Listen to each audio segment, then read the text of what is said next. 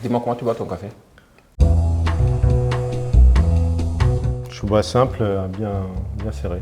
Bienvenue dans ce nouveau rendez-vous où nous allons vous parler de vos enjeux avec nos perspectives. Et aujourd'hui, je suis avec Antoine. Est-ce que tu peux te présenter succinctement? Oui, bonjour, Antoine Tomasi. En fait, je travaille pour l'activité électrification pour Schneider Electric, où j'ai la chance d'aborder un sujet qui est important, qui est l'électrification des procédés auprès de nos clients et partenaires. On entend beaucoup parler d'électrification en ce moment, Antoine. Derrière ce terme, qu'est-ce qu'il y a comme définition? Écoute, pour moi, oui, c'est remplacer des usages qui utilisent des énergies fossiles par des solutions électriques souvent plus performantes. Mais au-delà de ça, c'est aussi d'avoir une réflexion globale qui va toucher à la fois le process, les énergies et les infrastructures pour avoir encore une fois une solution qui est plus sobre, qui va réduire les émissions à effet de serre et aussi qui est plus durable. Alors pourquoi ce thème prend-il autant d'importance? Parce qu'on entend beaucoup, on en entend de plus en plus parler. Il y a eu les annonces du gouvernement, les annonces de certains grands acteurs industriels, de logistique, d'infrastructures critiques.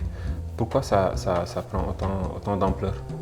Écoute, aujourd'hui, les entreprises ont un triple défi qui est de maîtriser leurs coûts, de réduire leurs émissions à effet de serre encore une fois, et aussi de gagner en résilience. Et l'électrification permet d'adresser ces trois sujets, sous réserve qu'elle se base sur des analyses, une structure et des analyses solides. Et en plus, aujourd'hui, tu peux rajouter des enjeux de souveraineté et aussi de la disponibilité du réseau. La réalité de tout ça, c'est que si on agit aujourd'hui, et si on anticipe, c'est pour éviter des contraintes peut-être futures plus importantes. Est-ce que tu as des exemples concrets d'application de procédés d'électrification? Oui, bien sûr. Aujourd'hui, la majorité de la demande en énergie vient des procédés thermiques. Donc, que ce soit une chaudière, un four, un sécheur.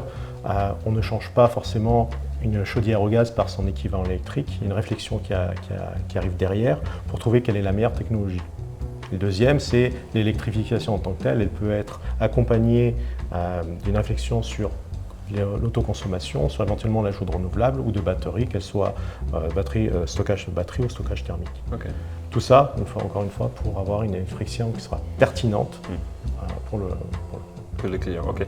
Ce qu'on peut dire, c'est qu'on soit dans une situation de devoir chauffer du sable à 1500 degrés pour faire du verre, ou qu'on soit dans un entrepôt à chauffer au gaz, il y a toujours une ressource d'optimisation possible en appliquant ce procédé. Parfait. Quel serait ton message de la fin? Écoute, mon message de la fin, c'est démarrer. Aujourd'hui, tous les projets n'ont pas besoin d'être spectaculaires. Par contre, tous les projets vont avoir un impact.